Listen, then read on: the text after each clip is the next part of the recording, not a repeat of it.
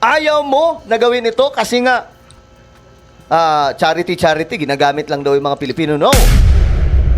Para ito sa sambayan ng Pilipino, yung kayabangan mo, yung paghahamon mo, gagamitin ni Tory sa maayos na pamamaraan. Hindi yung tipong pangkanto na kagaya mo. Oh. Ngayon na pinalagan ka, ano sabi mo? Eto, panoorin natin. Paano po niya ililigtas yung kanyang sarili. Bago natin ipagpatuloy ang video na napanood natin at bibigyan natin mamaya ng reaction sapagkat ito pa rin ang pag-uusapan natin tungkol dito nga sa issue ng Basti at Tory boxing event. Pero syempre bago yan, isang mapagpalang araw muna po sa ating lahat mga kapatid, mga kababayan at mga boss.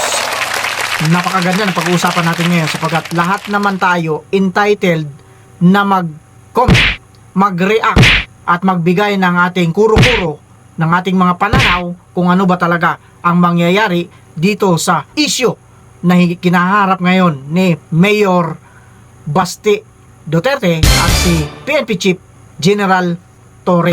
Ito yung napakainit na issue kahit saan dito sa social media makikita ninyo. Yung iba nga talagang sigurado na mayroon na raw silang ticket na nabili. May ticket na silang nakaredy para ngayong linggo sapagkat sabi nga ni General Tory, linggo ng alas 9 gaganapin sa Rizal Memorial Stadium.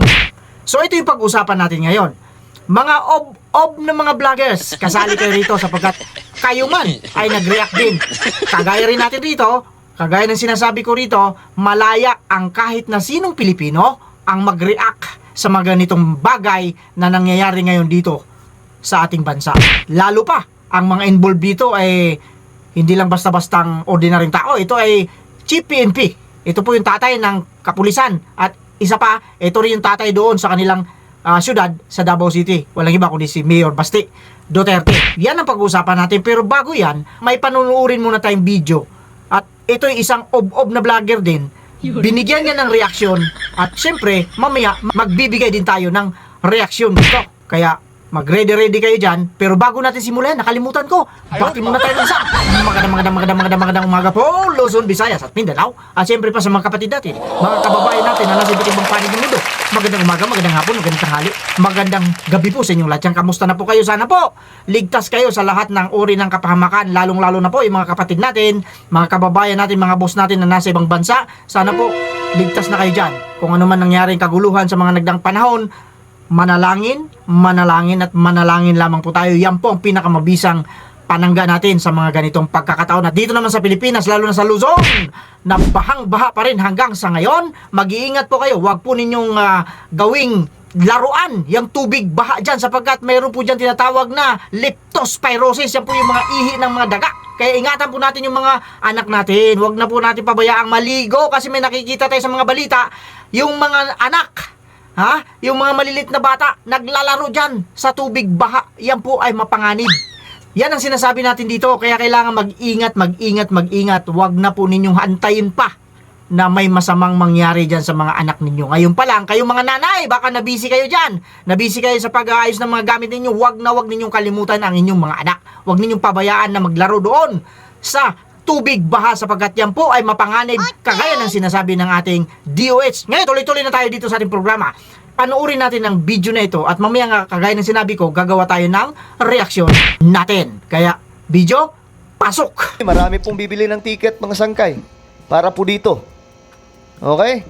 Kaya nga lang, syempre, ang desisyon na kay na kay Basti Duterte. Papalagba si Basti Duterte. Ngayon, eto, panoorin po natin yung kanyang pasabog mga sangkay. Huwag kang mag-alala, Tory, kasi matagal ko na talaga gusto makabugbog ng unggoy. Kung gusto mo lang talaga ng suntukan, bakit kailangan mo pa ng charity? Why do you need kailangan mo pang gamitin yung nangyayari ngayon?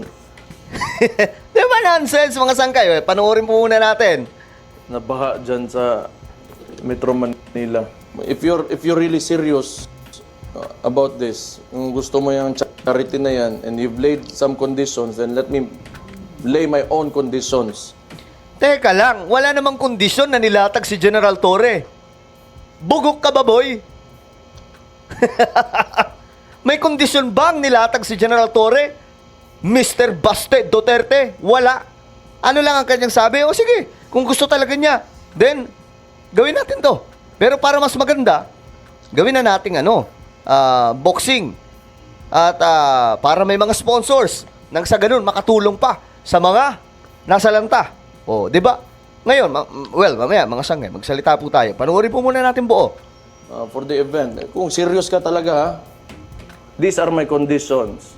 Pakiusapan mo yung amo mo na presidente and let it come out of his mouth that all elected officials should undergo a hair follicle drug test. Papalagan ko yung charity mo na yan. Wala problema. If it will answer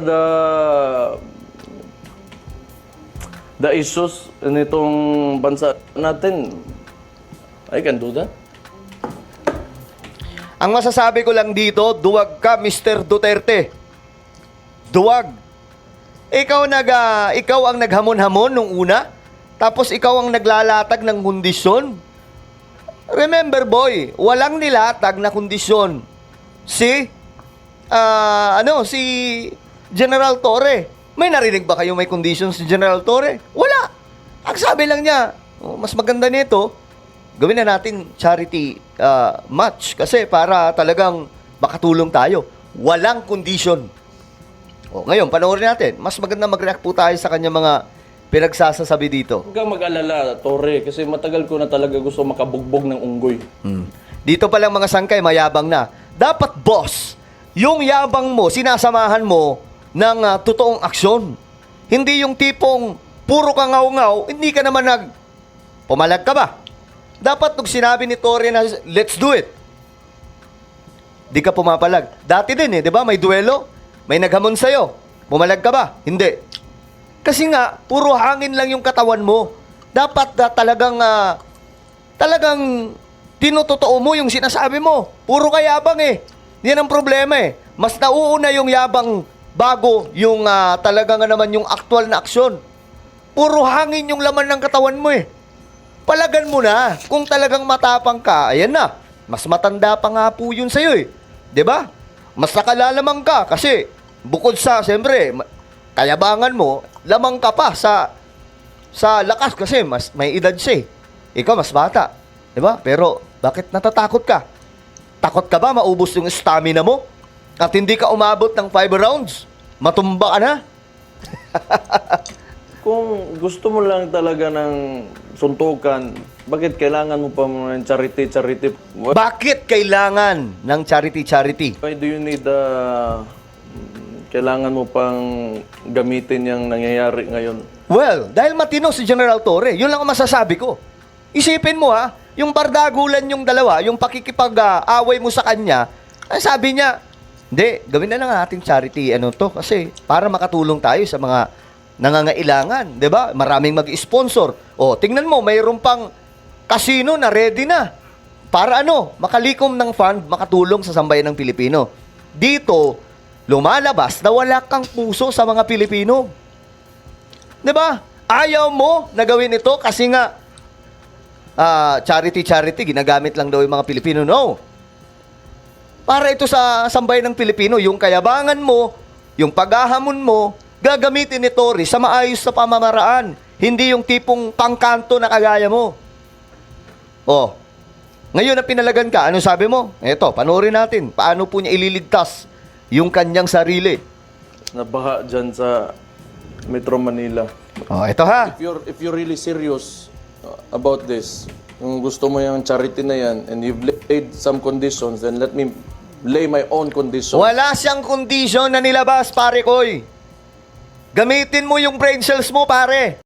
Bago tayo magbigay ng reaksyon, shoutout nga pala sa lahat ng mga viewers, mga silent viewers, mga subscribers, lalong-lalo na po, maraming salamat po sa patuloy na suporta ninyo dito sa munting channel natin, ang Boss Rick Vlogs TV. Sana po, hindi kayo magsasawa. Ngayon, eto na, gagawa na tayo ng ating reaksyon. Sa napanood nating video, tinawag niyang nonsense ang mga sinasabi ni Mayor Basti. May karapatan naman siyang tawagin yun sapagkat iyan naman opinion niya. Pero siyempre gagawa natin ng reaksyon. At eto pa, tinawag niyang bugok si Mayor Basti. karapatan niya pa rin yun. Lahat tayo dito may karapatan. Ngayon, tinawag niyang bubok si Mayor Basti at tinawag niyang duwa si Mayor Basti Duterte. Kagaya ng mga sinabi niya dyan, dahil nga umurong, siya nga raw naman ang naghamon, tapos siya itong hindi matutuloy. So ibig sabihin, naduduwag itong si Mayor Basti Duterte. Yan ang sinabi nitong bob na vlogger. Ngayon, ang pinag-usapan dito, ang kanya binigyan ng reaksyon, yung reaksyon ni Mayor Basti tungkol doon sa magaganap na boxing match nila ni General Torre. Naglatag siya ng kanyang kondisyon. Tama naman na hindi naman nagbigay ng kondisyon si General Torre. Ang sinabi lang ni General Torre, mas maganda gawin nating charity boxing. Totoo naman yon. Pero siyempre, may karapatan naman si Mayor Basti na gumawa rin ng sarili niyang kondisyon. Sapagkat siya nga naman yung naghamon. At isa pa, hindi naman kawalan yan sa'yo. Kung maghanap man ito or magbibigay man ito ng kondisyon, si Mayor Basti, depende na yun sa kanya. Wala tayong pakialam dyan. Tayong mga vloggers, wala tayong pakialam kung ano yung takbo ng mga utak nila. Yung atin dito, magre-react lang tayo. Tinawag mong duwag. Ngayon, dyan sa sinasabi mong duwag, dapat siguraduhin mo na ikaw hindi rin duwag. Baka mamaya tapang-tapangan ka lang dyan sa channel mo. Tapos pag may maghamon sa'yo halimbawa, hindi ka papalag. Paano ngayon yun? Paano pagka binalik nila yung sinasabi mong duwag? Huwag ganun. Kasi ang karuwagan, hindi yan kawalan. Depende yan sa sitwasyon at pagkakataon. Ngayon, yung pinagdidiinan mong duwag si Mayor Basti at ngayon nga ang latest update, mukhang lumipad na ito. Di umano, papuntang Hong Kong ba or Singapore? Kasama ang kanyang pamilya, mas lalo na naman kayong manggagalaiti na sasabihin ninyong duwag nga si Mayor Basti sapagkat umalis nga ito. Siya ang naghamon, siya ang umalis. Di ba? O inuunahan ko na kayo, niriribat ko na kayo. Hindi pa kayo nagsasalita, niriribat ko na kayo. Ganyan ka-advance mag-isip si Busre. Yang sinasabi ninyong duwag, depende yan sa pagkakataon, depende yan sa sitwasyon. May mga dahilan kung bakit ayaw niyang ituloy. Ipagpalagay nating ayaw niyang ituloy yang mangyayaring suntukan na yan. May dahilan at karapatan niya yung umayaw. Wala kang magagawa dun. Kaya wag mong sasabihin, duwag, ob ka. Kasi pag sinabi mong duwag, ngayon pag may naghamon sa'yo, halimbawa, hinamon kita ng suntukan, paano pag umayaw ka? Di sasabihan ka rin ng mga subscribers ko, duwag ka. Ano mangyayari sa'yo? Di ba? Walang ganun. Di ba? Walang mawawala sa tao. Kapag umatras sa laban, hindi ang karuwagan. Ob. May mga dahilan yan.